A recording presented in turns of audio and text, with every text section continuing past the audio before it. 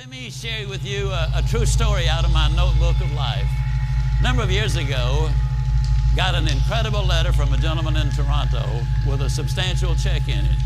He said, my friend Steve Walker is following the wrong role model. He's working himself to death. His family is falling apart. His health is in danger. And he's modeling himself out of his boss. And he trusts you and respects you. If you will give us 1 hour, I will fly him to Dallas and give you this check. Wouldn't you love to have a friend like that? I sent the check back and I said, come on down. Steve and I had quite a little talk. And in our talk, I asked him why he had such a role model. What about this man that made him so completely important in his life? And he said, well, he's the most successful man I have ever known. And I said, well, Steve, what do you call success? Now, it took several minutes for him to go down the list. But the interesting thing is, though they're not in the same order that I have put them, or we list them now, these are the 8 things that he said he really considered to be successful. If a man was happy and healthy and at least reasonably prosperous and secure, if he had friends and peace of mind and good family relationship and the hope that the future is going to be better, he said, I'd consider that man as successful.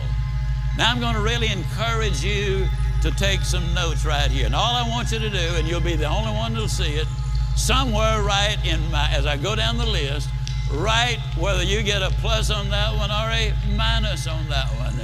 You'll be the only one to see it, but it might be an eye-opener. You see, most people never dare to evaluate really where they are.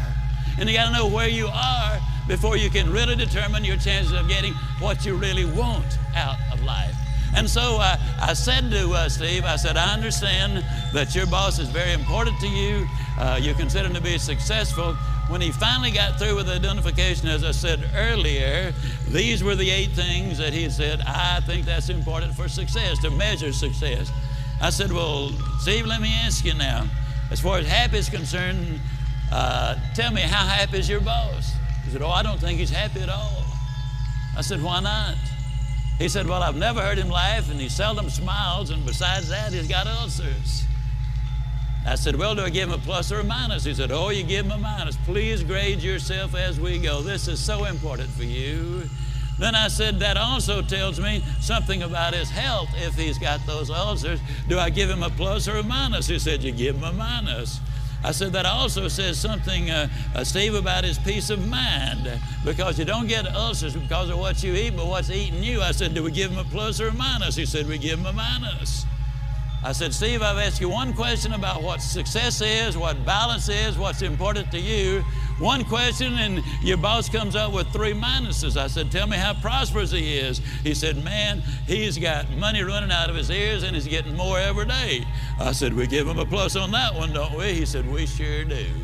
I said, how secure is your boss? He said, well, he's as secure as money can make you.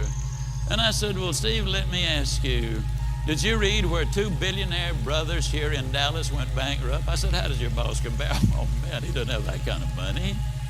Did you read where our ex-governor was worth $100 million at one point? He's now bankrupt. How does your boss compare? Oh, he doesn't have that kind of money.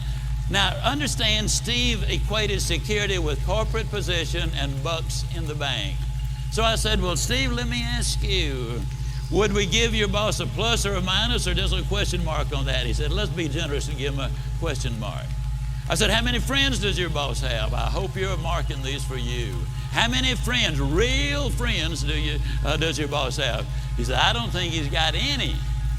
I'm not his friend. I just happen to admire the guy. To tell you the truth, he's somewhat of a jerk. And I said, okay, we give him a minus on that one. I said, tell me about his family. And he said, well, his wife's divorcing him. Well, that one's easy to answer. I said, how much hope does he have for the future? He said, well, before I started talking to you, I thought he had a lot. But right now, I don't think he's got any. Why did that statement come forth? Because for the first time, he had evaluated it. That's what we need to do, evaluate where we are. Are we investing our time properly, using our resources properly? What will the end results be? Well, then I said to Steve.